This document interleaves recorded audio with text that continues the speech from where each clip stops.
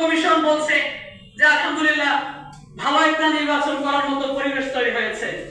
মুহতারাম হাজির, আমি বলে যাচ্ছি, এখানে আমাদের সাংবাদিক ভাইরা আছে, বর্তমান এখন সময়টা যেভাবে যাচ্ছে এইভাবে যদি নির্বাচন দেওয়া হয় কি, তাহলে বলতে হয় সুষ্ঠু নির্বাচন নয়, বাংলাদেশের ইতিহাসের সবচেয়ে নিকৃষ্টতম নির্বাচন হবে।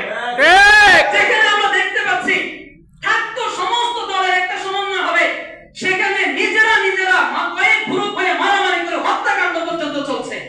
তাহলে কিভাবে নির্বাচন কমিশন বলছে যে সুষ্ঠু নির্বাচন তারা জাতিকে উপহার দিবে? এই জন্য আমরা বলি যে আপনারা আমাদেরকে সুন্দর একটা নির্বাচনী প্রেম আমাদেরকে উপহার দেন। আপনারা সুন্দর নির্বাচনী পরিবেশকে তৈরি করে তারপরে আপনারা নির্বাচন দেন, তাহলে আশা করা যায় একটা বাঙালি জাতি যে আপনাদেরকে যে একটা দিলের বড় আক্ষেপ আর আশা নিয়ে আপনাদেরকে বসিয়েছে, আপনাদেরকে উপদেষ্টা বানিয়েছে, তাহলে এই জাতি আপনাদের প্রতি কৃতজ্ঞ থাকবে।